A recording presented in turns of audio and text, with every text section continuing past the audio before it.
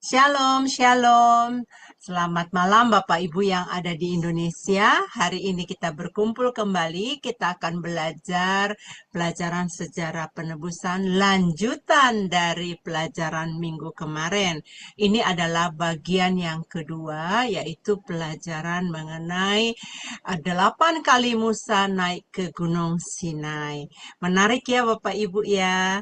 Mungkin Bapak Ibu di gereja masing-masing juga tidak membahas dengan hal-hal ini. Itulah sebabnya Jum Sema Adonai selama 7 hari kita akan belajar firman Tuhan. Bapak Ibu yang terkasih, sebelum kita memulai, yuk mari kita berdoa bersama-sama. Maha besar Engkau ya Bapa yang kami sembah di dalam nama Tuhan Yesus.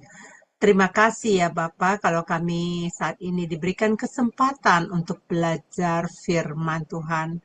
Di tengah-tengah kami, hamba-Mu, Pak Pendeta Yudi, sebagai dosen kami telah hadir. Biarlah urapan-Mu turun atas hamba-Mu ini ya Bapa. Berikan dia eh, berkat yang khusus, kasih anugerah yang khusus, sehingga dia dapat menyampaikan ini kepada kami. Bapa, begitu juga kami yang belajar, mampukan kami untuk menangkap pelajaran ini. Dan semua tim yang bergerak di belakang layar, perangkat yang kami pakai, biarlah Bapa yang menolongnya. Kerjaan Roh Kudus nyata, dan kami sungguh kagum akan kuasa-Mu. Terima kasih Bapa. Kami akan mulai pembelajaran ini hanya di dalam satu nama, di dalam nama Tuhan Yesus yang berkuasa. Amin. Baik Bapak Ibu yang terkasih, ada amin. Kita akan melihat profil dari hamba Tuhan ini, dosen kita, dipersilakan. Shalom semua, berjumpa kembali dengan tema Adonai. Dan pada kesempatan kali ini kita akan berkenalan dengan pembicara kita, yakni Bapak Pendeta Yudi M. Lengkong. Dan berikut adalah profil singkat dari beliau. Nama lengkap Pendeta Yudi PM Lengkong, Eskom, MDiv MTH Demin.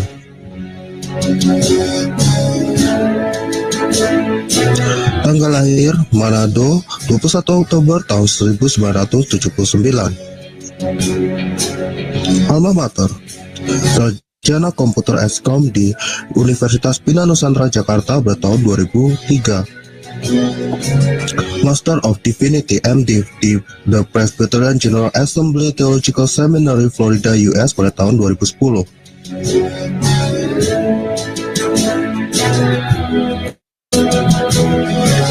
Doctor of Ministry Demin di Perry Theological Seminary Florida US pada tahun 2015. Master Teologi MTH di STT Bethesda Bekasi pada tahun 2021. Pelayanan, beliau pernah melayani sebagai pendeta di Gereja Presbyterian Bukit Sion Indonesia di Jalan Ragawana 1 nomor 2 Puri Cinere Depok. Pembicara seminar buku seri Sejarah Penebusan untuk Yayasan Damai Sejahtera Utama Depok. Dosen di STT Hagiasmos Mission Jakarta. Dan sekarang beliau melayani sebagai pendeta di Presbyterian Bukit Sion Indonesia di Jalan Ciliwung nomor 5 Purwantoro, Kecamatan Blimbing, Kota Malang, Jawa Timur.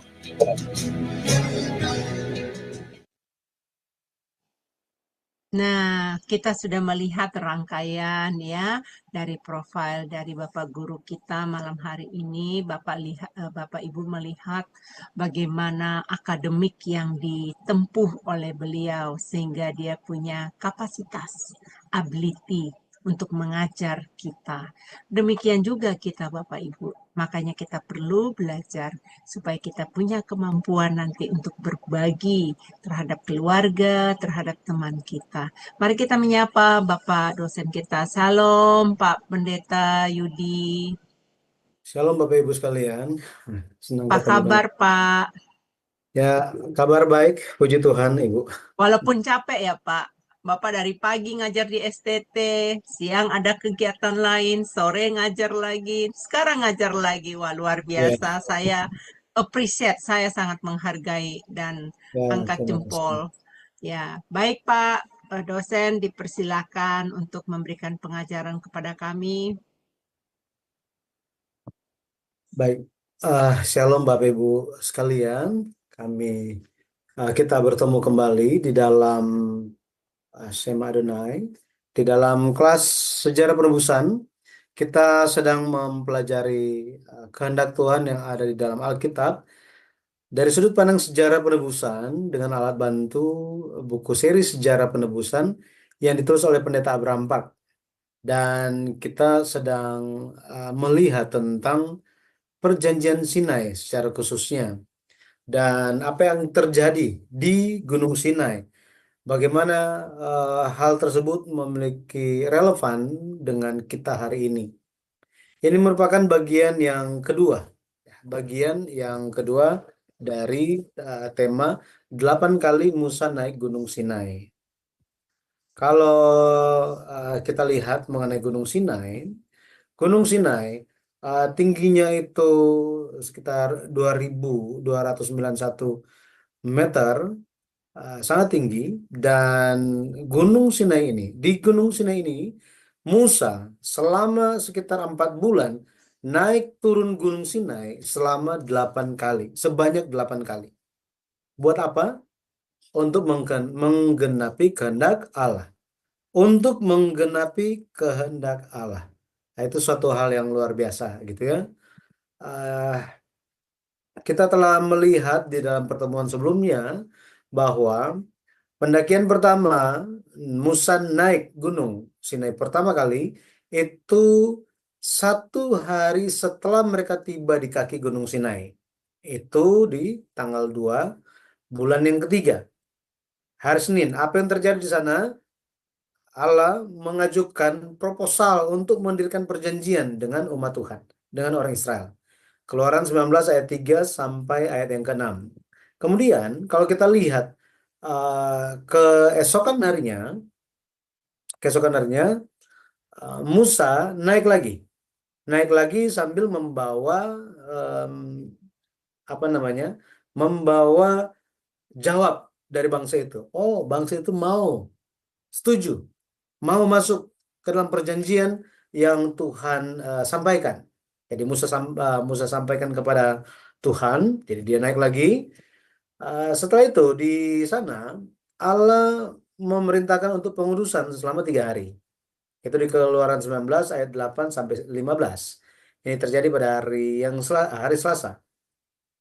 Jadi pengudusan itu dimulai, tetapi setelah 2 hari berlalu, Musa dipanggil ke atas gunung lagi. Jadi Musa naik lagi. Kemudian diberitakan bahwa umat Tuhan itu jangan naik Gunung Sinai, jangan dekat-dekat. Itu terjadi tanggal 5 bulan 3 di hari Kamis. Musa udah bilang, Tuhan sudah kasih tahu, ya pasti nggak ada yang berani lah. Tapi Tuhan tetap bilang apa? Peringatkan mereka. Ya, peringatkan mereka. Jadi Musa turun lagi dan sampaikan.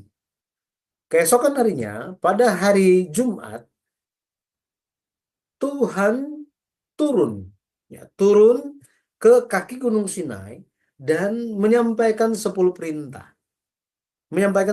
Pada waktu itu tepat 50 hari setelah Eksodus.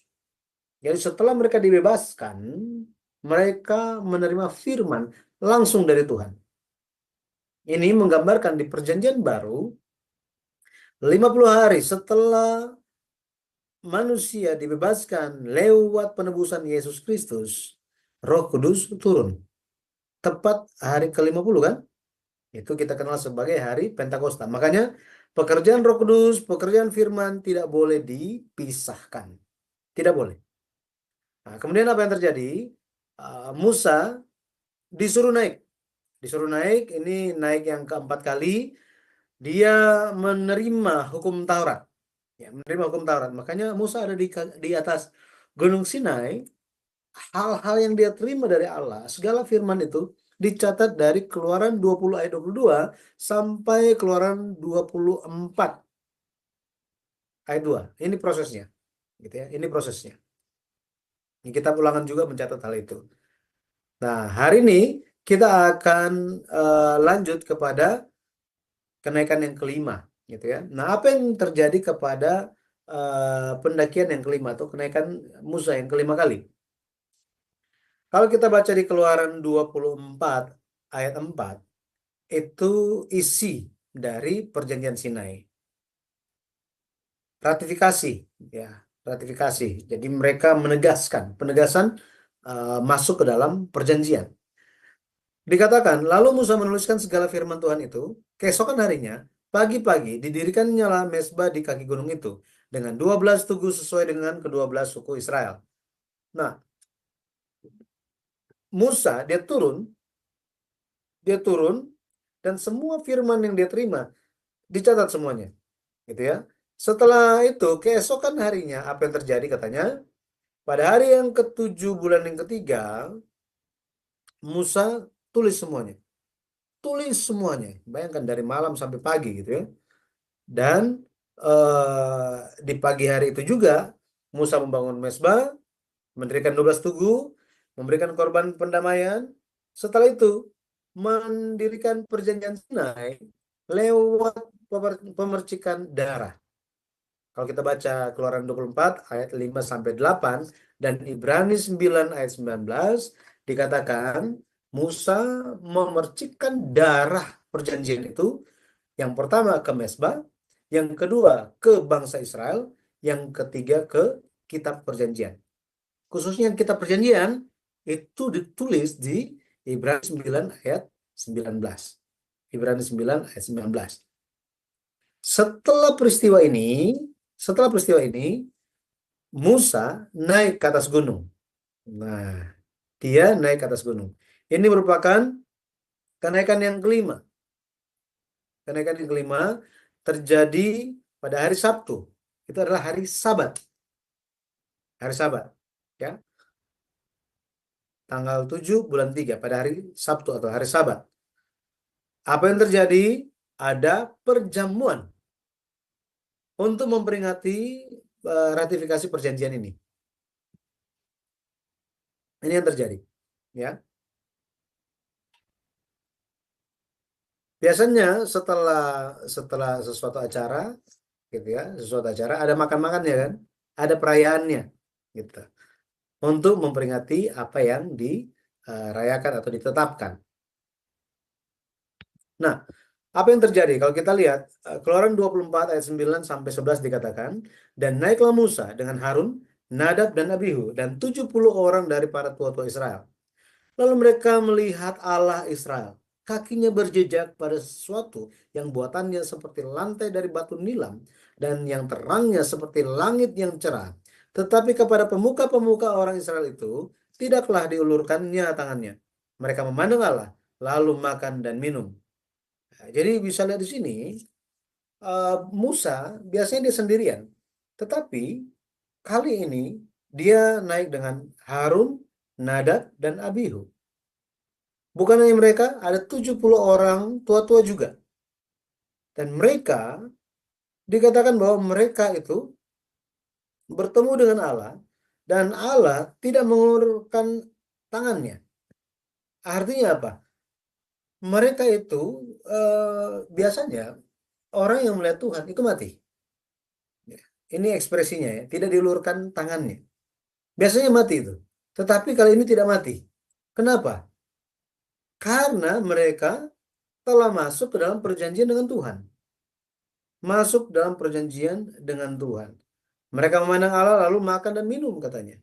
Jadi ada perjamuan, sungguh luar biasa. Di sini dikatakan mereka memandang Allah, tetapi mereka tidak mati. Ini suatu kasih karunia yang sangat-sangat besar bagi umat Israel. Khususnya bagi ini orang-orang yang naik bersama-sama dengan Musa. Ya. Terangnya seperti langit yang cerah katanya. Jadi mereka memandang Allah, tetapi yang mereka lihat hanya terang saja, gitu. Mereka lihat jejak kakinya, gitu ya. Lihat jejak kakinya. Suatu pengalaman yang hebat, ya.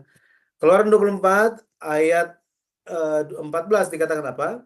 Tetapi kepada para tua-tua itu ia berkata, tinggallah di sini menunggu kami sampai kami kembali lagi kepadamu. Bukankah Harun dan Hur ada bersama-sama dengan kamu? Siapa yang ada perkaranya, datanglah kepada mereka.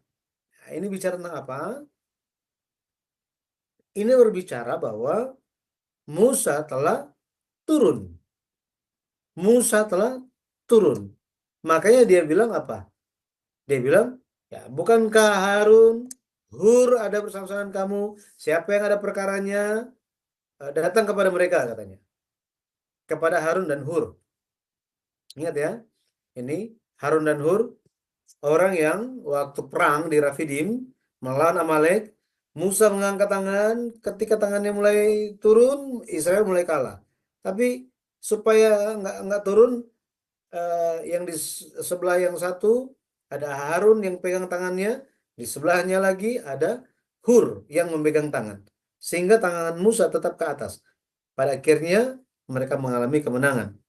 Jadi ini Harun dan Hur.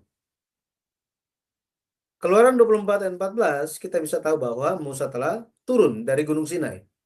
Telah turun dari Gunung Sinai. Jadi setelah pesta mereka turun sama-sama.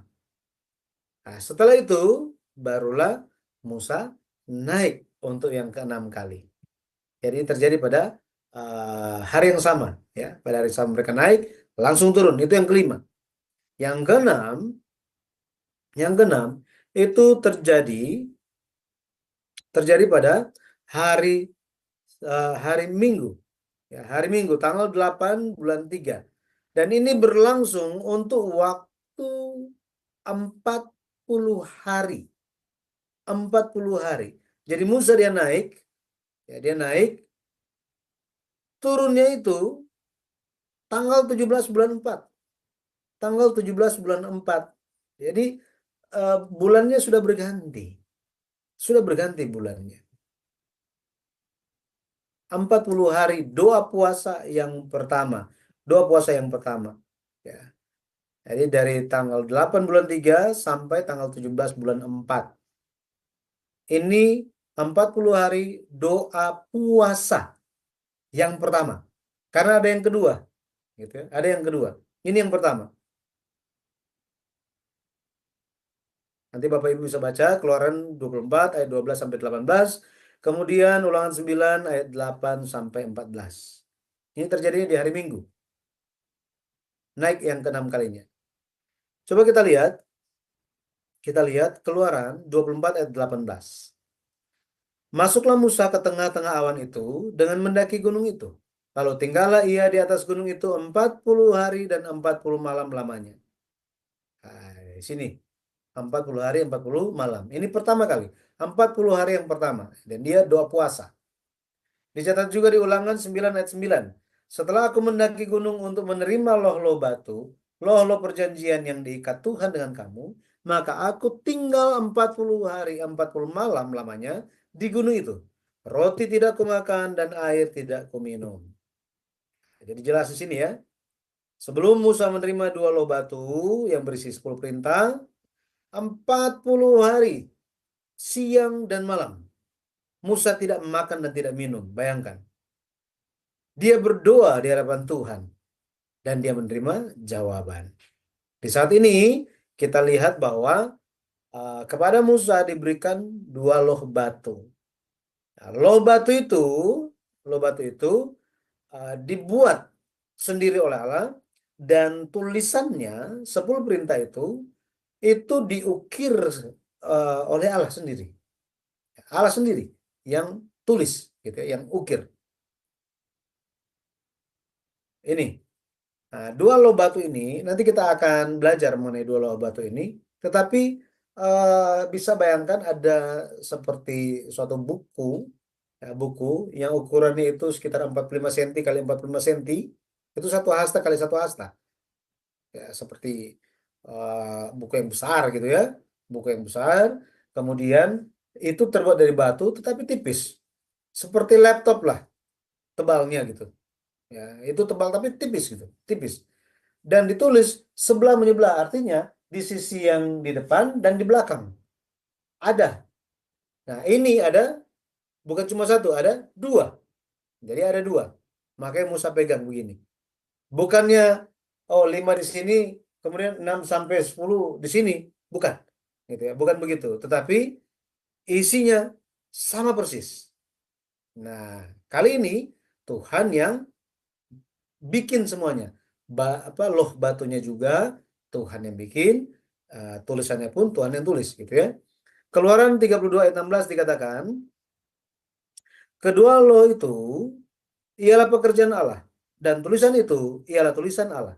Ditukik pada loh itu, ditukik. Ya, dia diukirkan, digoreskan gitu ya. Seperti itu. Nah, selesai Musa berdoa puasa 40 hari 40 malam, ya, dia menerima dua loh batu itu, Allah memberitahukan sesuatu yang mengagetkan Musa. Sudah tiba untuk turun, tetapi Allah memberikan suatu berita yang sangat mengejutkan dia.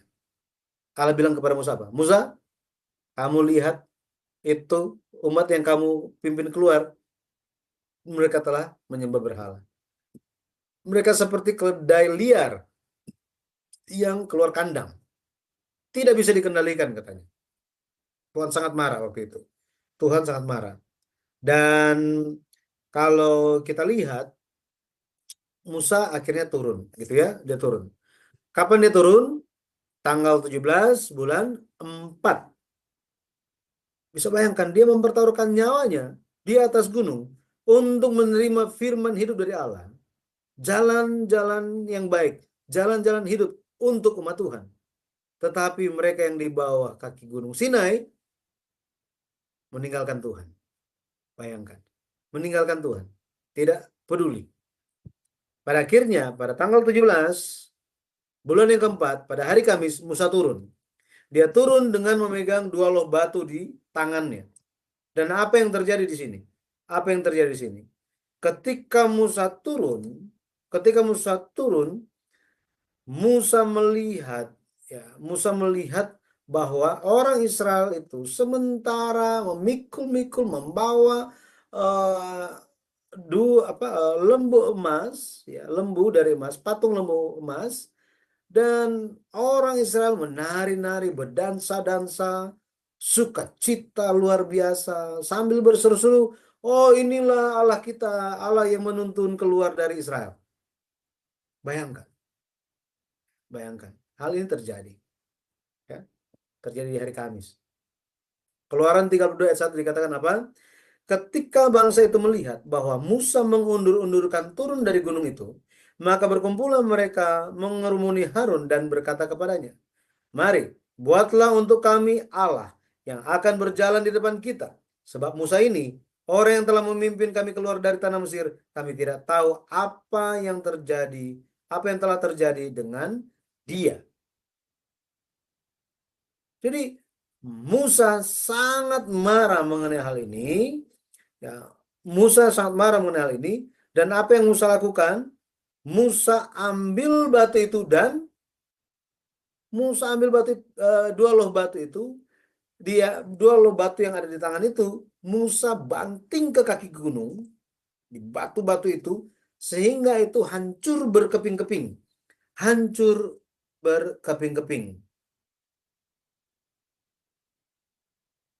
Kebanyakan ahli teologi ataupun kalangan kekristenan, mereka akan melihat bahwa oh ya, Musa itu emosi yang tidak bisa tertahankan sampai dia marah total dan dia hancurkan dua loh batu itu. Makanya Tuhan sangat marah kepada Musa dan suruh dia bikin yang baru lagi. Tetapi pertanyaannya, apakah Musa menghancurkan dua loh batu itu dengan tanpa alasan? Hanya karena dia kesal gitu. Apakah gara-gara dia kesal sekali, wah kecewa, terus dia banting dan hancurkan semuanya? Bapak Ibu misalnya pergi ke istana negara, ketemu dengan presiden, dikasih cenderamata, piagam, terus foto sama-sama, wah semuanya ada barang berharga, pokoknya langsung diberikan.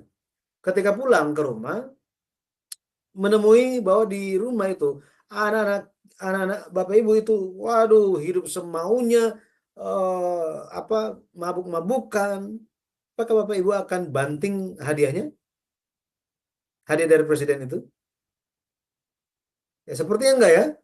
Akan taruh dulu, kemudian cari hal yang lain, barang yang lain untuk dibanting. Terlalu berharga kan? Jadi peristiwa Musa membanting, menghancurkan 2 loh batu sampai berkeping-keping, itu mengandung kasih dari Musa terhadap orang Israel. Mengapa demikian? Mengapa demikian? 40 hari sebelumnya, gitu ya. Bukan 40 hari sebelumnya. Jadi pada kenaikan yang sebelum Musa itu naik untuk yang ke 5 kali, sebelum Musa naik yang ke 5 kali, apa yang terjadi? Tuhan baru saja berfirman secara langsung kepada orang Israel. Itu yang disebut sebagai 10 perintah Allah itu. Jangan ada padamu Allah lain di hadapanku. Perintah pertama.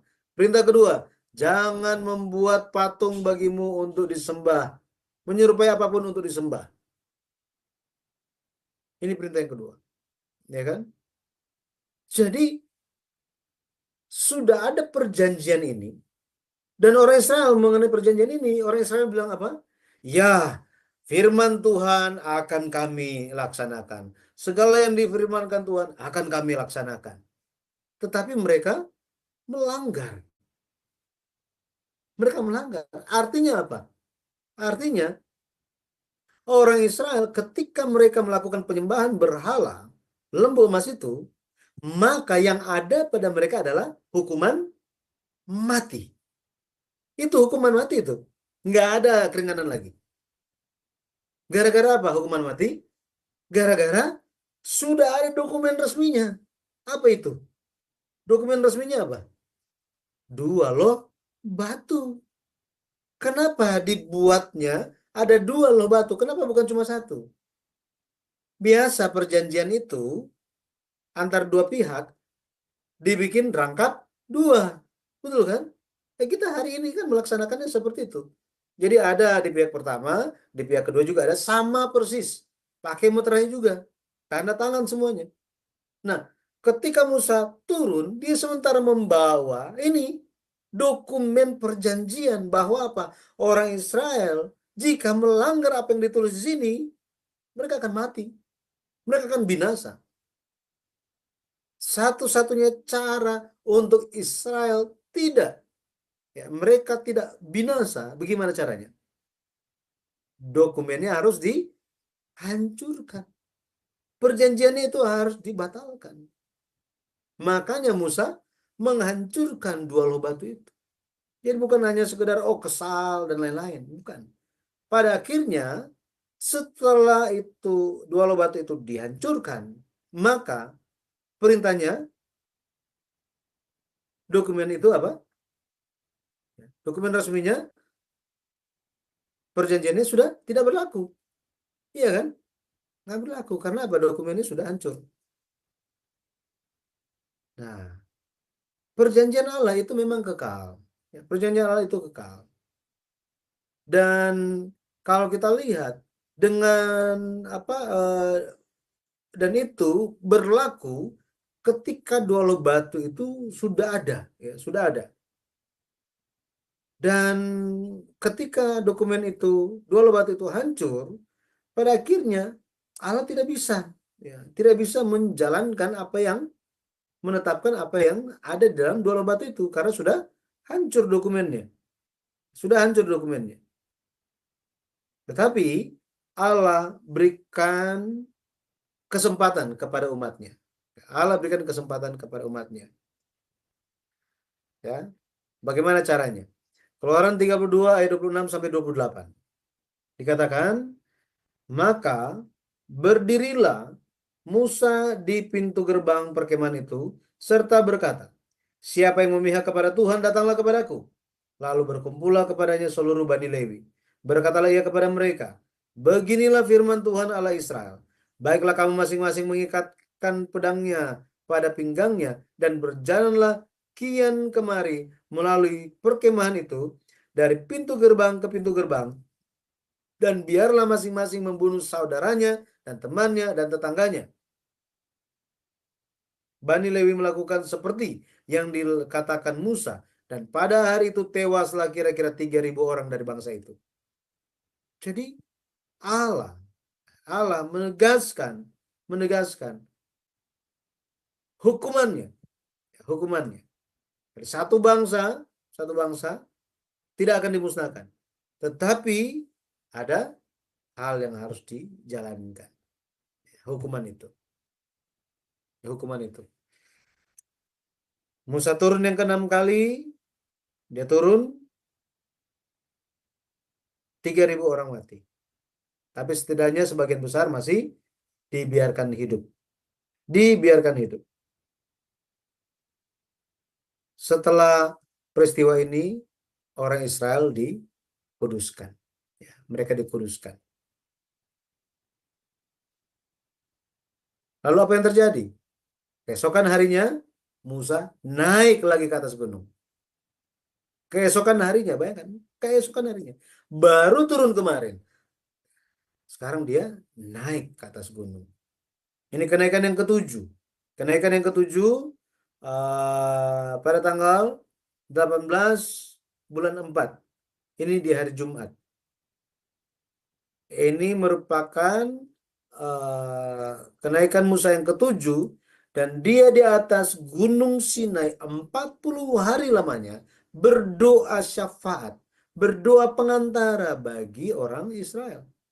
Dia berdoa sampai tanggal 28 bulan yang ke-5 di hari Selasa. Yang terjadi, ya, doa syafaat.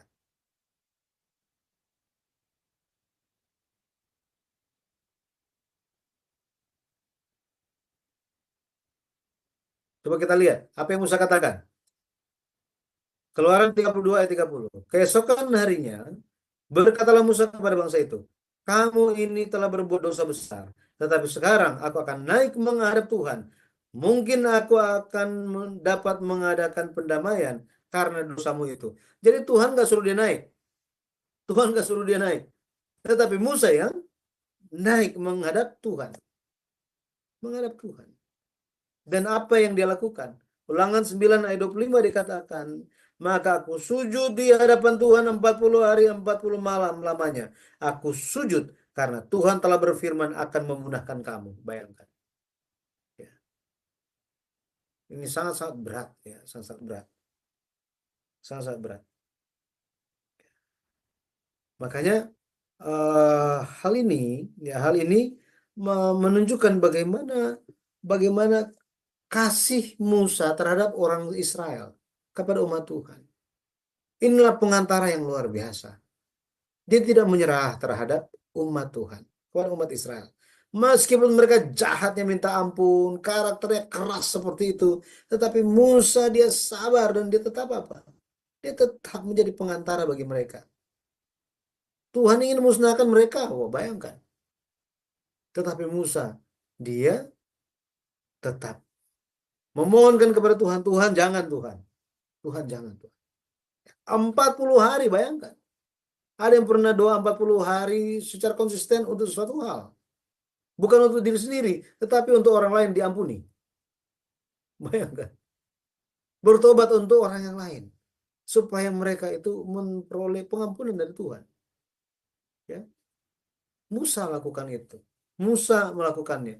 Ini satu hal yang luar biasa.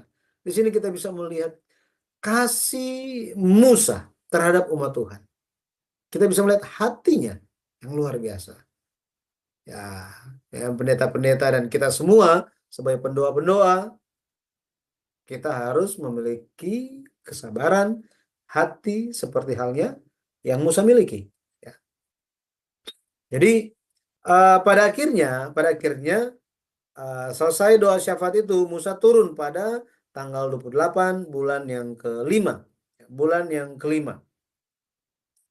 Di situ kalau kita lihat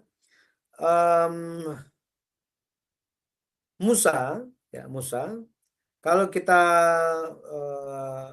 baca, ya, kalau kita baca, Musa itu dia membuat kemah sementara di luar perkemahan. Jadi Musa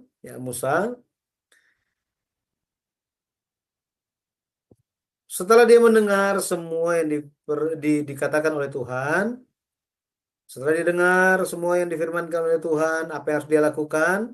Salah satunya yang harus dia lakukan itu adalah ini. Ya, tadi kita belum baca. Yang Ulangan 10 ayat 1. Pada waktu itu berfirmanlah Tuhan kepadaku, pahatlah 2 loh batu yang serupa dengan yang mula-mula. Naiklah kepadaku ke atas gunung dan buatlah sebuah tabut dari kayu. Jadi di sini Musa sebelum dia turun, dia diberikan perintah untuk apa? Memahat loh batu, katanya. Memahat loh batu yang serupa dengan yang mula-mula. Kemudian harus naik ke atas gunung. Nah, 2 loh batu itu, kalau kita ingat, yang pertama yang dihancurkan Musa itu Tuhan yang bikin. Dan loh batu di sini bukan berbicara mengenai batu yang tebal, tetapi tipis. Bayangkan, apakah hari ini sudah ada gerinda? Sudah mesin potong? Belum ada, betul ya? Jadi baru dibuat, dipahat, patah lagi. Dibuat lagi, dipahat lagi, patah lagi. Jadi sangat sulit. Ya, sangat sulit.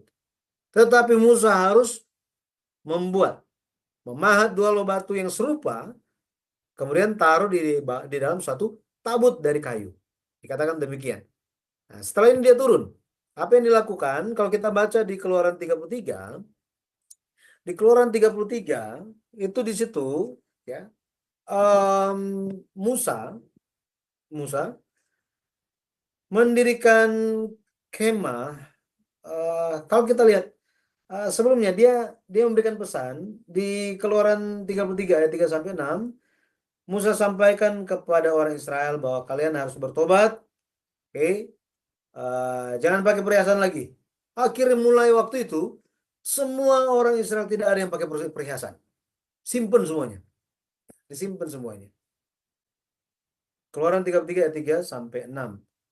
Nah, kemudian Musa, kalau kita lihat di ayat yang ke-12 sampai 17, Musa mendirikan kemah sementara. Kemah sementara itu di luar perkemahan. Pertanyaannya, kenapa di luar perkemahan? Karena Tuhan nggak mau pergi ke perkemahan orang Israel. Tuhan tidak mau. Tuhan tidak mau pergi ke sana. Jadi Musa mendirikan kemah di luar perkemahan dan itu disebut sebagai kemah pertemuan. Kita bisa mengerti bahwa apa? Itu disebut kemah pertemuan supaya Allah bisa bertemu dengan Musa di situ. Nah, pada akhirnya ya, kalau kita lihat Musa dia berdoa di hadapan Tuhan dan dia memohonkan kepada Tuhan dan sungguh-sungguh dan akhirnya hati Allah dilunakkan, dilembutkan. Ya, dari marah gitu kan, udah murka tetapi sekarang jadi lembut hatinya. Salah satu yang Musa katakan begini, kalau Tuhan mau musnahkan mereka, musnahkan saya saja. Oh, Tuhan kaget loh.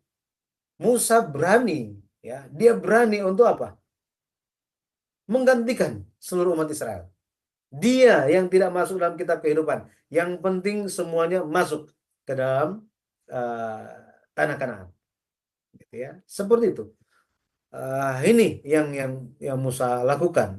Ya, satu hal yang luar biasa. Tapi pada akhirnya Allah nyatakan bahwa ya sudah, aku akan bersama-sama dengan kalian. Ya, akan menyertai perjalanan kalian.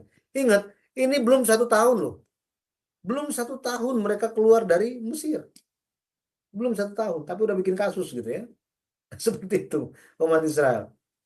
Maka doa pengantara seorang pemimpin yang seperti Musa, dia berdoa pengantara dengan mempertaruhkan nyawanya, gitu ya. Mempertaruhkan nyawanya bagi orang Israel. Makanya kita pun harus berdoa syafaat pengantara untuk orang yang lain, untuk keselamatan mereka. Jadi bisa lihat di sini Dari sejak Musa itu turun tanggal 28 bulan 5 dan dia naik lagi, itu ada waktu, gitu ya. Ada waktu. Lalu apa yang Musa lakukan di tanggal 29? Kenapa muncul tanggal 30? Musa naik ke atas Gunung Sinai itu tanggal 30 bulan 5. Kenapa? Kenapa nggak naik tanggal 29? Nah, tadi saya katakan bahwa Musa harus memahat. Ini harus memahat batu, 2 loh batu. Sama seperti yang semula. Nah, pada akhirnya Musa naik lagi untuk pendakian yang ke-8. Kenaikan yang ke-8. Itu tanggal 30 bulan 5 sampai tanggal 10 bulan 7. 10 bulan 7. Ini merupakan doa 40, doa puasa yang kedua selama 40 hari. Ya, ayat-ayatnya nanti bisa dibaca gitu ya.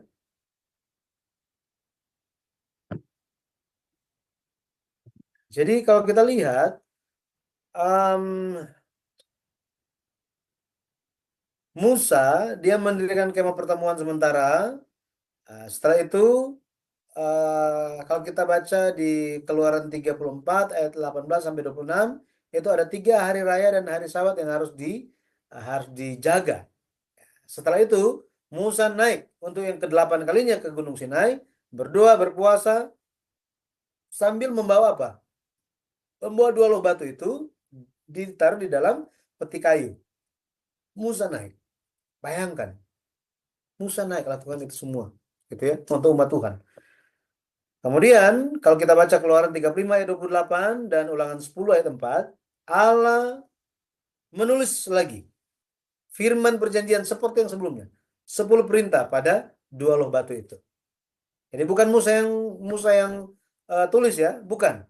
Tuhan yang tulis. Tetapi batunya sekarang siapa yang bikin? Musa yang bikin. Musa yang membuatnya. Jadi ketika Musa turun dari Gunung Sinai pada hari yang ke-10 bulan ke-7, hari yang ke-10 bulan yang ke-7 itu di hari Jumat, wajah Musa itu berkilau-kilauan, luar biasa, ya, cahayanya luar biasa, dan ini membuat orang Israel sangat ketakutan. Nah, ketika Musa turun pada hari ke-10 bulan ke-7, ini merupakan hari pendamaian. Hari pendamaian. Ketika kita belajar tentang tugas imam besar, ingat ada hari pendamaian yang dilakukan pada hari ke-10 bulan ke-7. Apa yang terjadi di hari itu? Imam besar masuk ke dalam di hari itu, imam besar hanya di hari itu saja, imam besar masuk sampai ke dalam Rumah Kudus. Dan dia masuk keluar berapa kali? 4 kali. Kita sudah belajar kan? Dalam buku yang ke-6. Jadi kita lihat pada akhirnya hari ke-10 bulan yang ke-7 Musa turun dari Gunung Sinai dan hal itu pun membawa damai bagi orang Israel. Ya. Musa, dia membawa semua dosa-dosa umat Tuhan ke hadapan Tuhan. Kemudian apa? Ketika dia turun, ada damai. Ada damai. Sekarang diperbaharuilah perjanjiannya. Sudah ada dokumen baru. 2 loh batu itu. Wajahnya bercahaya, bersinar terang.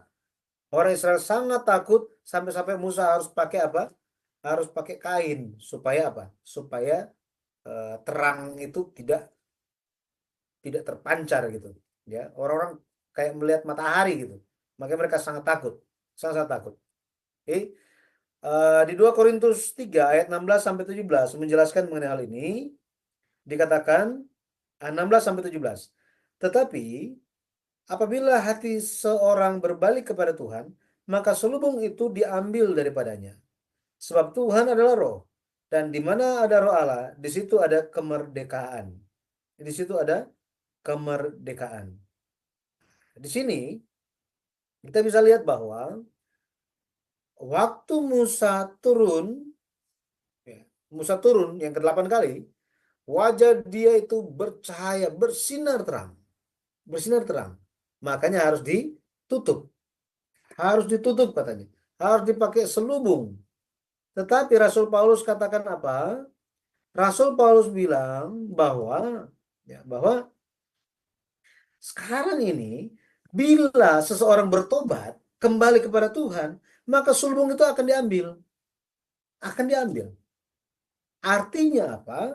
Artinya bisa bertemu secara langsung, bertemu dengan Tuhan. Tidak ada rasa ketakutan lagi. Tetapi bisa melihat kemuliaan Tuhan. Maka hati kita benar-benar harus penuh dan pertobatan. Barulah kita bisa memandang Allah. Barulah kita bisa memandang Allah dengan jelas. Itu sebabnya ketika kita pergi menghadap kepada Yesus Kristus, semua selubung perjanjian lama itu akan dibuka. Dan kita akan lihat kebenaran. Selama ini, hukum Taurat itu seolah ini maksudnya apa ya? Ini maksudnya apa ya? Aduh ini, wah ini nggak bisa. Wah ini terlalu sulit. Wah ini kenapa ada hukum seperti ini? Tetapi ketika Yesus datang, selubung itu diangkat, diambil. Sehingga apa? Bisa melihat kebenaran. Dan dikatakan apa? Sebab Tuhan adalah roh, dan di mana roh Allah ada, di situ ada kemerdekaan. Yohanes 17 ayat 17, ya kan? Dia kan firman-Mu adalah kebenaran. Nah, ketika itu kita ada kebenaran, maka kebenaran itu akan memerdekakan kita. Jika ada firman di dalam kita, pada akhirnya ada kemerdekaan. Ada penebusan bagi kita, ada pembebasan. Itu sebabnya hari ini terang Allah diberikan kepada kita. Kita harus berfokus kepada terang yang kekal. Berfokus kepada terang yang kekal. Apakah terang yang kekal itu? Yohanes 1 ayat 1 sampai 5. Firman Tuhan. Yesus sendiri. Firman itu. Itulah terang yang sejati.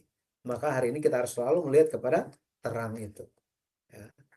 Nah, berikutnya nanti kita akan melihat bersama-sama mengenai 40 hari 40 malam doa Musa itu seperti apa gitu ya.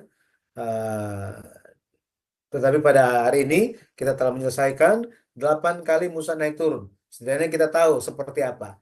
Ya, bagi yang ingin mencari tahu lebih detail, bisa memiliki buku seri yang ke-7 Sejarah Penebusan yang ditulis oleh Pendeta Abraham Park.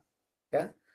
Jadi pada akhirnya saya berdoa dalam nama Tuhan Yesus Kristus, kiranya kita semua, Bapak Ibu, bisa terus ikut Tuhan dengan setia untuk mencari kehendak Tuhan. Kita ikut dengan setia, cari kehendak Tuhan. Pada akhirnya, terang akan diberikan kepada kita. Hati kita akan dicerahkan. Dan ada kemerdekaan bagi kita. Kemerdekaan bukan hanya secara roh saja. Tetapi ketiga hal tersebut. Tubuh, jiwa, dan roh akan diperdekakan. Akan dibebaskan. Dan itulah yang akan kita terima ketika Tuhan datang kembali. Tuhan Yesus memberkati. Saya kembalikan kepada Ibu Heni. Ya, terima kasih untuk Bapak Pendeta yang telah mengajarkan kepada kita bagaimana Bapak Ibu pasti diberkatikan secara detail. Nah, sebelum kita lanjut di dalam diskusi, mari yuk kita melihat pengumuman dari Sema Adonai. Dipersilakan untuk Bu Aling. Ya, baik, terima kasih Bu Heni. Baik Bapak Ibu, saya akan membacakan acara Sema Adonai ke depannya ya. Baik, dimulai dengan besok hari Sabtu, tanggal 7 September 2024 di jam 19.00 waktu Indonesia Barat. Di Sema Adonai akan kembali ada kelas pembelajaran firman ya Bapak Ibu. Dan kita akan belajar tentang tema Terbang Bagai Raja Wali yang akan dibawakan oleh narasumber kami yaitu Ibu Evangelis Deborah Anggraini Sutanto dan moderatornya adalah Ibu Aling, saya sendiri. Kemudian masih di hari yang sama, di hari Sabtu, di jam 21.00 waktu Indonesia Barat, seperti biasa kita akan belajar tentang materi bahasa Ibrani ya Bapak Ibu, dan ini adalah kelas Sema Adonai yang terakhir. Dan kita sudah masuk pada sesi yang ke-13 dengan tema A Few More Vowels. Dan yang menjadi narasumbernya seperti biasa adalah Pak Evangelis Erikson Ritonga BTH, dan moderatornya adalah Bro Agus. Selanjutnya, ini di hari Minggu 8 September 2024 di jam 19.00 waktu Indonesia Barat. Seperti biasa kita akan ada ibadah online ya Bapak Ibu. Dan untuk ibadah online kita akan dipimpin liturgisnya adalah oleh Pak Sam Siagian. Dan yang akan memimpin lagu pujiannya adalah Ibu Yanti Versen dari Jerman. Dan untuk tema ibadah online kita adalah Harta Kesayangan yang akan dibawakan oleh Pak Evangelis Jamino Widi Sulitija, MTH, ya Bapak Ibu. Baik, selanjutnya ini adalah renungan pagi Sema Adonai, diadakan setiap hari mulai dari hari Senin sampai dengan Sabtu, dimulai dari jam 5.30 pagi, dan dilayani oleh hamba-hamba Tuhan yang sangat memberkati. Jadi Bapak Ibu sekalian, untuk renungan pagi Sema Adonai, kemudian renungan pagi dari Bapak Gembala kami sendiri, yaitu Pak Pendeta Daniel Palungan, yang diadakan setiap hari Jumat 1 kali dalam seminggu, dan juga ibadah online Sema Adonai, hanya Bapak Ibu dapat ikuti lewat channel C Firman saja ya. Jadi ketiga program tersebut tidak di-live-kan di channel-channel lain. Oleh karena itu bagi Bapak Ibu yang belum mensubscribe channel baru kami, channel C Firman, tolong subscribe channel YouTube baru kami, sehingga Bapak Ibu bisa mengikuti keseluruhan acara-acara Sema Adonai, terutama yang tidak di-live-kan di channel-channel lain. Dan juga tolong bantu share ya Bapak Ibu channel C Firman ini kepada yang lain, sehingga juga semakin banyak orang yang bisa mengikuti keseluruhan acara-acara Sema Adonai lewat channel C Firman. Dengan begitu Bapak Ibu telah membantu channel kami, channel C Firman, untuk menjadi lebih berkembang dan menjadi berkat lagi bagi banyak orang. Terima kasih Bapak Ibu atas perhatiannya. Tuhan berkati. Saya kembalikan kepada Ibu Heni sebagai moderator. Silakan Ibu. Ya, terima kasih untuk Aling yang telah membantu kita menjelaskan program-program yang ada di Sema Adonai. Bapak Ibu yang ada di live streaming, terima kasih atas komen-komennya. Dan Bapak Ibu yang ada ingin bertanya dipersilakan ya. Nanti saya akan membacakan kepada Pak dosen, tapi harus cepat supaya nanti jangan kita udah mau tutup baru ada pertanyaan. Nah, Bapak Ibu yang di dalam Zoom juga silakan bagaimana pendapat Anda setelah mempelajari bagaimana Musa naik turun selama 8 kali dan sangat dilihat dari tanggalnya, kejadian-kejadiannya ya. Apa yang membuat Anda terkesima atau yang diberkati ya? Karena Bapak Ibu saya dulu bergereja di tempat gereja yang lama. Ini pelajaran tidak pernah disingkapkan, nggak pernah diomongin ya. Nah, tapi dari pelajaran ini kita semakin tahu. Padahal dari mana tadi dikatakan Musa naik yang ke-8 kali dan dia selama 172 hari di sana dan apa yang dilakukan di sana ternyata di dalam Alkitab ada. Saya sangat kagum. Jadi Bapak Pendeta mungkin bisa dijelaskan kenapa pada pertama sekali Tuhan yang menyediakan 2 loh batu itu dan sedangkan waktu yang terakhir kali Musa sebelum dia naik yang ke-8 kali pada tanggal 29 itu dia harus mempersiapkan dulu 2 batu ini. Jadi dia gotong, dia bawa ke atas gunung. Wah itu sangat berat ya, apalagi gunungnya tuh sangat tinggi banget gitu, ada di 2.291 meter dari bawah gitu. Nah, mungkin Bapak Pendeta bisa menjelaskan ini supaya teman-teman bisa mengetahui. Terima kasih, silakan. Baik, terima kasih Bu. Jadi kalau kita lihat perbedaannya apa? 2 loh batu yang pertama itu dan yang kedua. perbedaan secara luar kalau kita lihat, dua loh batu yang pertama itu dibuat oleh Allah. Batu itu dibuat oleh Allah. Loh batu itu dibuat oleh Allah. Kemudian yang kedua itu yang buat itu adalah Musa. Ya, Musa. Ini mengajarkan apa? Ini mengajarkan bahwa ketika hati orang Israel itu siap, ketika hati orang Israel itu siap, maka firman itu tinggal ditulis. Firman itu tinggal ditulis. Tetapi ketika orang Israel itu tidak siap, maka hatinya harus dibentuk dulu. Setelah dibentuk dulu, baru tulis. Barulah itu ditulis, bisa ditulis. Dan ternyata apa? Untuk Allah membuat jika hati kita itu sudah siap, umat Tuhan, hati umat Tuhan itu sudah siap, maka Allah tinggal bikin dua loh batu dan tulis, udah langsung kasih. Tetapi jika kalau kita lihat ketika orang Israel itu berbuat dosa, Tuhan suruh apa? Bikin sendiri batunya. Dan ternyata untuk membuat loh batu yang tipis itu bukan gampang. Betul. Sulit sekali. Artinya apa? Artinya untuk membentuk atau mengembalikan hati kalian kepada Tuhan itu tidak mudah. Untuk datang kepada Tuhan lagi itu tidak mudah. Hatinya harus dibentuk terlebih dahulu, dipersiapkan terlebih dahulu. Dan ini digambarkan bahwa apa? Sepanjang tanggal 29 itu yang Musa kerjakan seharian itu cuma apa? Cuma bikin dua loh batu aja itu. Bikin lagi, ketok lagi, mesti pelan-pelan, patah. Ketok lagi, dipahat lagi, patah. Jadi sangat-sangat sulit. Bahwa apa?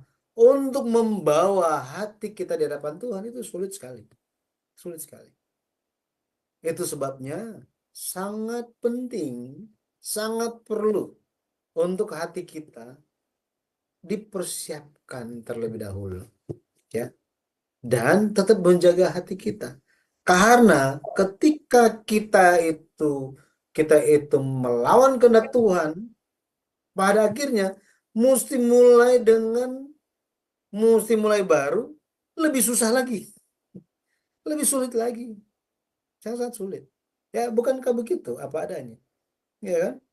Banyak orang apa? Setelah mereka sudah siap, semuanya, tiba-tiba ada suatu hal yang terjadi, mereka jatuh. Itu jatuhnya itu lebih dalam daripada yang sebelumnya. Frekuensinya lebih dahsyat. Ya. Jadi ketika dia datang kepada Tuhan, percaya kepada Tuhan, melayani kehendak Tuhan, dia terus ikut terus sampai ke satu titik ketika Allah berkenan, tiba-tiba ada suatu godaan, cobaan dan lain-lain, dia jatuh. Dia akan jatuh lebih parah dari yang semula. Waduh. Makanya Yesus katakan apa? Yesus katakan bahwa seseorang itu harus setelah seseorang itu menerima Yesus, dipulihkan oleh Yesus, jangan biarkan hatinya kosong. Nah, nggak boleh. Yesus berikan dalam perumpamaan apa? Yesus berikan perumpamaan bahwa apa? Setelah seseorang itu katanya ada apa? Di dalam rumah seseorang itu ada iblisnya, gitu ya. Ada satu roh jahat. Kemudian dibersihkan di rumah. Akhirnya keluar dia. Roh jahat itu keluar. Dia pergi. Kemudian dia balik lagi ke rumah yang awal. Yeah. Dia nggak dapat tempat, ya. Akhirnya dia balik lagi ke awal dan dia lihat, loh, kok masih bersih?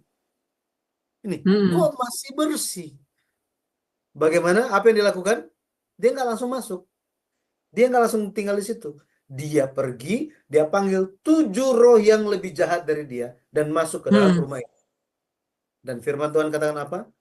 Hasil akhir dari orang itu lebih parah dari yang sebelumnya. Hmm. Hmm, hmm, hmm. Maka sangat sulit hati kita. Nah, kayak ada satu lagu, and we will keep our faith alive, gitu. Bahasa Indonesianya ada lagunya, kan ku jaga iman hidup. Berarti apa? Iman kita itu harus dijaga. Harus dijaga. Orang Israel telah memulai, pada akhirnya mereka menerima 2 obat itu. Ya kan? Ya. Tetapi di hari mereka menerimanya, justru mereka lakukan dosa. Wah, Hmm. itu Baik. Tuhan sudah bilang apa? Tiada maaf bagimu itu. Tetapi gara-gara Musa berdoa 40 hari itu, maka hati Tuhan itu dilembutkan. Ya sudah, bikin lagi. Tetapi saya tidak mau bikin. Kamu bikin sendiri. Kamu yang hancurkan kan? Jadi apa? Apakah itu salah Musa? Bukan salah Musa. Apakah bayangkan kalau Musa orangnya ya seperti saya misalnya. Saya akan cari dari mana yang lakukan dosa itu. Kamu yang bikin, gitu kan? Sulit untuk lakukan hal itu. Tapi Musa lakukan itu. Ya, dia bukan hanya doa pengantara, dia pahat sendiri. Gagal lagi, bikin lagi. Gagal lagi, bikin lagi. Kan nggak ada mesin seperti zaman sekarang. Kalau zaman sekarang tinggal apa? Oh, yang mana? Yang sana. Zzz, zzz, udah jadi. Ya Mm-mm. kan sudah ada mesinnya. Zaman dulu nggak ada, tidak ada. Jadi Makanya Musa ini orang yang ah, bertanggung jawab ya. Orang yang bertanggung jawab terhadap pelayanannya dia dengan tugas yang diberikan kepada dia dan ya, hati Bapa itu yang ada di dalam diri Musa yang ingin supaya umat Israel tidak musnah. Wah, kalau 10 perintah Allah itu jadi mati semua itu umat Israel pada waktu itu ya. Luar biasa. Pak Pendeta, ada pertanyaan dari Ibu Ingrid di dalam chattingan. Pak Yudi, berarti antara kenaikan Musa yang ke-6 dan yang ke-7, Musa tuh nggak makan selama 80 hari ya? Apakah betul? jadi kalau kita lihat kembali, saya tunjukin ininya ya, eh, bagannya lagi. Kalau kita perhatikan, Musa itu setelah 40 hari, 40 malam, yang pertama ya, ketika dia berdoa puasa, yang berikutnya, keesokan harinya dia naik kan, itu dia tidak puasa. Tetapi itu 40 hari doa syafaat. Doa syafaat. Sebentar. Nah ini, jadi di di sini, 40 hari doa puasa yang pertama, itu kan terakhir kali dia turun tanggal 17 bulan 4. Besoknya dia naik ke atas gunung kan. Nah, di sini tidak dikatakan bahwa dia berpuasa. Tidak. Ya. Jadi dia doa syafaat. Doa syafaat. Tetapi berikutnya itu dia doa puasa. 40 hari, 40 malam, doa puasa yang kedua. Yang kedua. Jadi ada antara 40 hari. Ya, seperti itu, Ibu Ingrid. Ya, Ya. jadi bukan 80 hari, tetapi 40, kemudian ini doa syafaat saja. Ya, doa syafaat. Iya, Jadi ada dia makan jedahnya dan ya. minum. Ya, dia makan minum, setelah Aha. itu dia doa puasa lagi. 40 hari, 40 malam. Ya, demikian. Oke. Bagaimana Bu Ingrid? Sudah apa? Sudah memuaskan ya? Nanti di chatting aja. Kemudian ada lagi pertanyaan dari Ibu Ariana berkata begini. Terima kasih Bapak Pendeta Yudi dan pelajarannya hari ini. Tuhan Yesus memberkati. Ada pertanyaan dari saya. Tadi Bapak bilang hari Sabat itu Sabtu atau saya yang salah dengar? Karena saya selama ini mendengar hari Sabat itu hari Minggu. Terima kasih Bapak Pendeta Yudi. Silakan Pak. Baik, terima kasih Bu. Jadi kalau kita lihat, di ini ratifikasi itu perjanjian itu terjadi pada hari Sabtu, ya, pada hari ketujuh, ya hari ketujuh. Perjanjian lama itu di dalam Alkitab yang kita miliki, Sabat itu menunjuk kepada hari ketujuh, ya, hari ketujuh, dan itu jatuh di hari Sabtu. Nah, oke. Kemudian bagaimana? Kemudian di perjanjian baru, orang mulai, rasul-rasul dan murid-murid mereka, jemaat mula-mula mulai berkumpul di hari pertama di minggu. Di hari pertama pada minggu itu. Hari pertama, yaitu hari Minggu. Dan inilah yang menjadi Sabat bagi kita semua. Ya. Hari Tuhan itu adalah Sabat bagi kita semua, orang yang percaya Yesus. Nah, mengenai hari Tuhan ini, nanti kita akan lihat bersama-sama ketika mempelajari perintah yang keempat, ingatlah dan kuduskanlah hari Sabat. Ya, jadi mohon bersabar untuk hal itu. Tetapi yang saya jelaskan saat ini adalah apa? Secara Alkitab kita lihat apa adanya. Sabat itu adalah hari ketujuh, hari perhentian, hari beristirahat. Nah, itu jatuh ke hari Sabtu, ya, hari Sabtu. Loh, kok kita sekarang hari Minggu, dan hari Minggu itu pun kita sebut sebagai Sabat. Nah, itu merupakan Sabat yang baru bagi umat yang percaya Yesus. Nah, itu ya, Sabat yang baru bagi orang yang percaya Yesus. Oh, masih ada juga yang tetap pegang Sabat hari Sabtu, bagaimana? Nah, jadi nanti ketika kita lihat tentang 10 perintah itu, kita bisa melihat bahwa Sabat, saya sampaikan saja sedikit ya, Sabat di dalam Alkitab itu untuk mengingat dua hal. Untuk mengingat dua hal. Yang pertama, untuk mengingat penciptaan. Keluaran 20 ayat yang ke-7, ya. Ayat ke-7 kalau nggak salah. 7 atau 8, ya. Nanti bisa lihat di situ. Ingatlah dan kuduskanlah hari Sabat. Ingatlah dan kuduskanlah hari Sabat. Sebab 6 hari lamanya Allah menciptakan langit dan bumi dan segala isinya, tetapi pada hari ke-7 ia beristirahat, ia berhenti dan menguduskannya dan memberkatinya. Karena itu ingatlah dan kuduskanlah hari Sabat. Dikatakan itu, ya. Ingat dan kuduskanlah hari Sabat. Untuk ingat apa katanya? Hari Sabat untuk mengingat penciptaan. Itu di Keluaran pasal 20. Tetapi kalau kita baca di kitab Ulangan pasal 5, Ulangan pasal 5 di sekitar ayat 12 ke atas, di situ dikatakan bahwa ingatlah dan kuduskanlah hari Sabat. Dalam hubungannya apa? Dikatakan karena engkau telah dibebaskan dari perbudakan Mesir. Jadi kitab Ulangan mengingat hari Sabat. Jadi hari Sabat itu diberikan untuk ingat bahwa mereka telah dibebaskan dari Mesir. Mereka telah eksodus. Jadi Sabat ada dua hal. Yang pertama, untuk mengingat penciptaan. Yang kedua, untuk apa? Ingat pembebasan dari perbudakan Mesir. Bagaimana Yesus menggenapinya? Kalau kita baca di Lukas, di kitab Lukas pasal 9 kalau tidak salah. Ya, Lukas pasal 9 atau Lukas pasal 12. Di situ dikatakan begini. Ketika Yesus naik di atas gunung yang tinggi, tampillah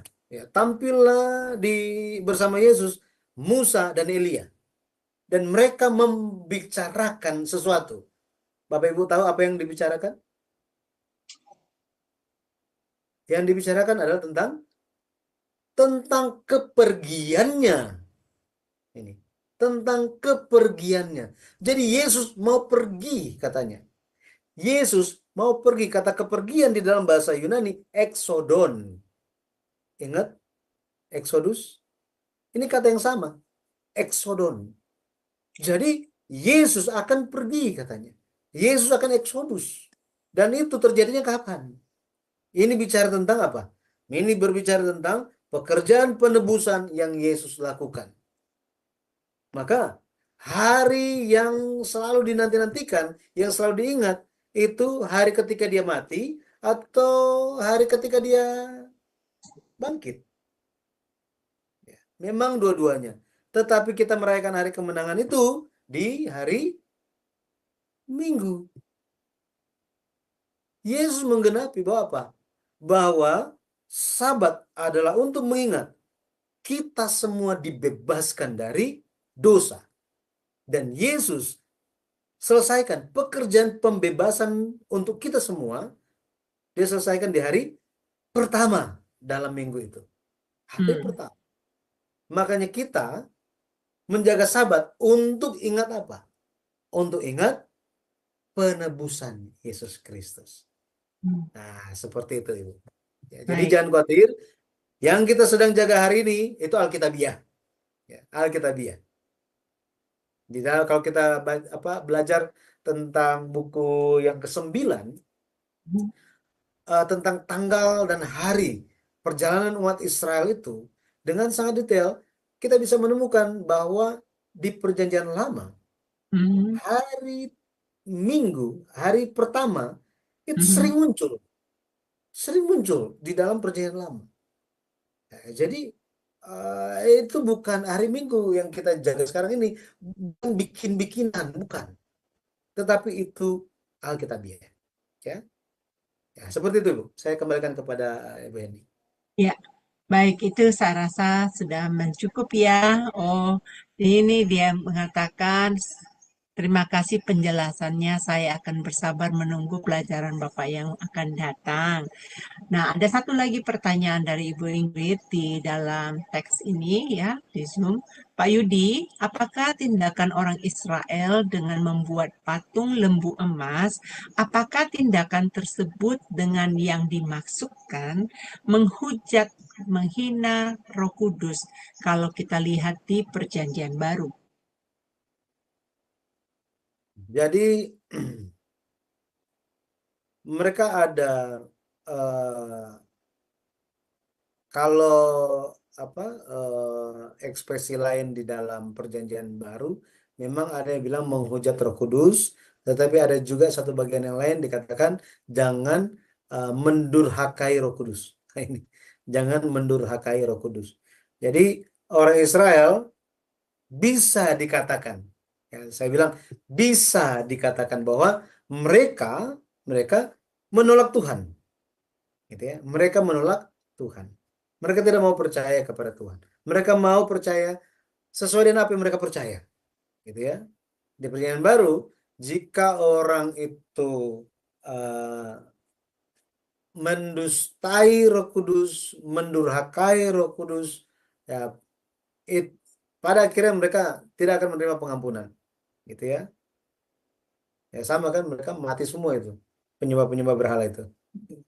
Nah, jadi saya katakan tadi bisa, ya, bisa dikatakan begitu. Bisa dikatakan begitu. Cuma memang di Perjanjian Lama belum belum dengan apa ya? Jadi hanya digunakan Allah saja. Hanya muncul Allah saja. Allah, Allah, Allah. Ya. Tetapi sebenarnya Roh Kudus itu muncul, tetapi tidak banyak munculnya, gitu ya. Jadi fokus utamanya kepada Allah saja. Nah, maka ketika tindakan mereka itu menolak Allah, pada akhirnya kita bisa katakan bahwa mereka pun menolak Roh Kudus. Mereka ya menghujat Roh Kudus, gitu ya. Seperti itu, Bu.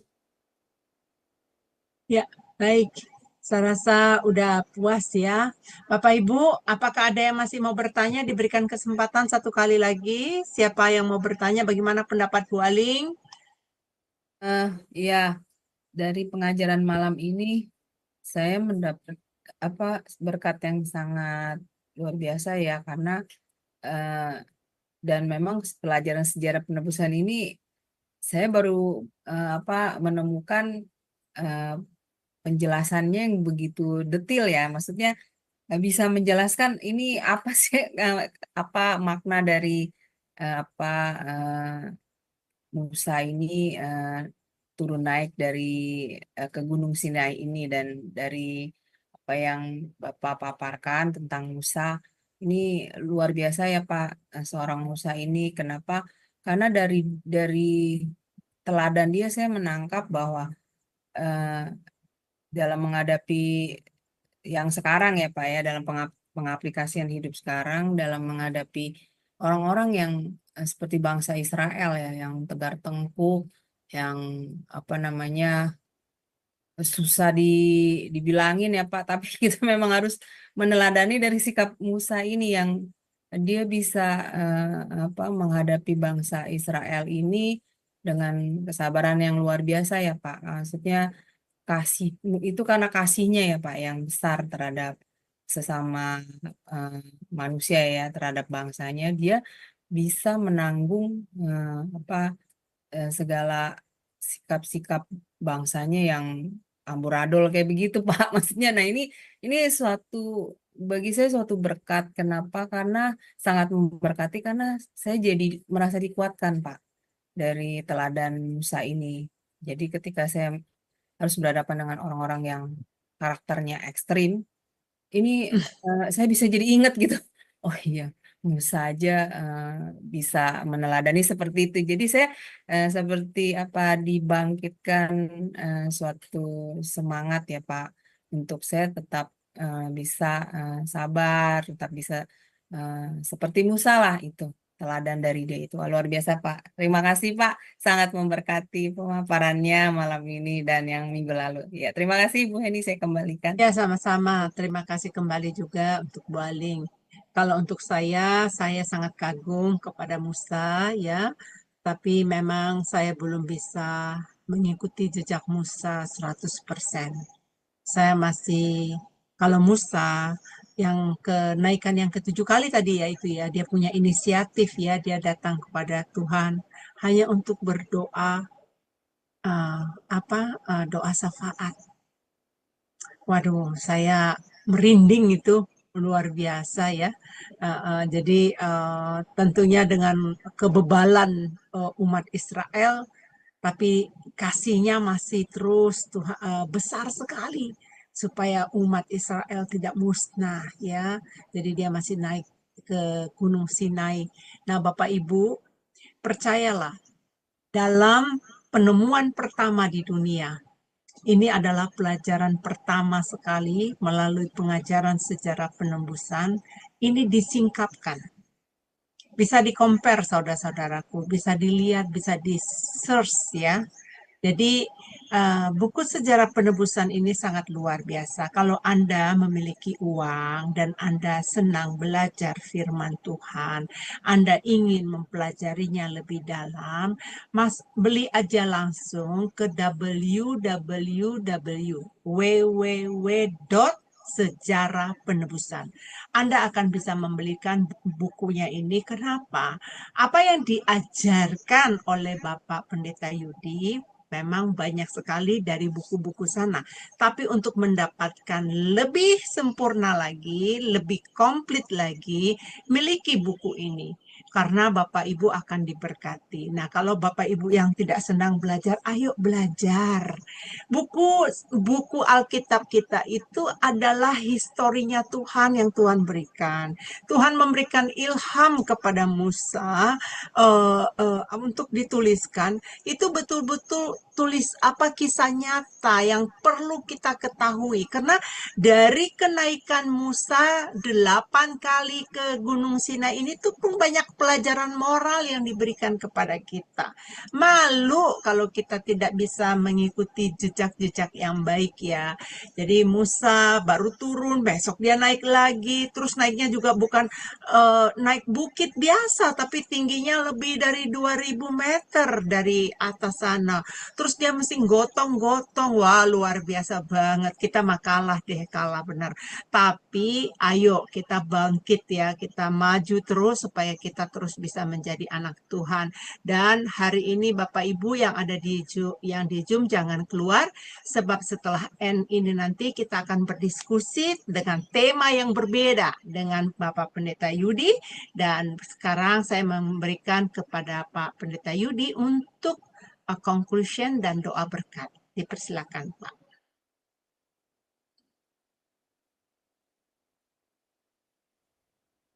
Gunung Sinai merupakan gunung yang tinggi dan perlu ketetapan hati yang luar biasa, kasih yang sangat besar untuk seseorang naik turun gunung tersebut.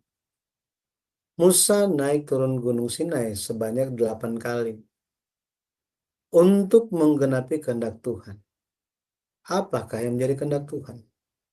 Itu adalah supaya umat Tuhan bisa menjadi satu dengan Tuhan lewat firman dan juga lewat kemah sucinya. Dua hal ini disampaikan. Musa menerima semua firman-firman, menerima semua hukum Taurat itu. Satu lagi yang Musa terima adalah denah kemah suci. Pada akhirnya, ketika kemah suci itu didirikan, maka umat Tuhan bisa bertemu dengan Tuhan, bisa diselesaikan masalah dosa umat Tuhan lewat kemah suci. Tetapi ada satu hal lagi, yaitu setiap firman diperlukan untuk umat Tuhan tahu jalan-jalan yang baik, jalan Tuhan, cara memiliki sifat dan karakter dari umat Tuhan di tanah janji itu seperti apa. Maka kehendak Tuhan bagi kita hari ini apa? Supaya kita menghargai kehidupan beribadah dan mementingkan mencari kehendak Tuhan lewat firman-Nya. Lewat pelajaran ini, kiranya kita senantiasa memeriksa kembali apa yang kita cari. Apa yang kita cari selama kita hidup di dunia ini? Sudahkah kita menemukannya? Sudahkah kita berkomitmen mau mencarinya? Mau berusaha, berkorban secara jasmani, mental, bahkan membuang manusia lama kita untuk bisa menggenapi kehendak Tuhan itu. Ketika kita lakukan hal tersebut, satu demi satu, perlahan demi perlahan, selangkah demi selangkah, percayalah, pada akhirnya kita akan tampil sebagai pelayan-pelayan yang setia, yang diakui oleh Tuhan, yang berkenan di hadapan Tuhan, seperti halnya Tuhan mengakui Musa. Kita berdoa. Allah Bapa yang hidup, terima kasih. Musa naik turun Gunung Sinai 8 kali untuk umat Israel. Untuk kehendak Tuhan dinyatakan bagi umat Israel. Untuk umat Tuhan pada akhirnya menjadi umat pilihan, bangsa imam, harta yang berharga, dan umat kudus Tuhan. Bapa terima kasih. Hari ini Engkau nyatakan kepada kami bahwa Musa naik turun Gunung Sinai 8 kali. Dia bukan lakukan itu tanpa tujuan. Tapi dia lakukan untuk pada akhirnya dia dilatih untuk memiliki hati yang besar, menjadi pengantara untuk keselamatan orang yang lain. Karena itu hari ini kami memohonkan, pakai kami ya Bapa, supaya kami bisa menjadi seperti Musa. Kami bisa menjadi pengantara yang dengan setia mendoakan untuk keselamatan orang-orang di sekitar kami.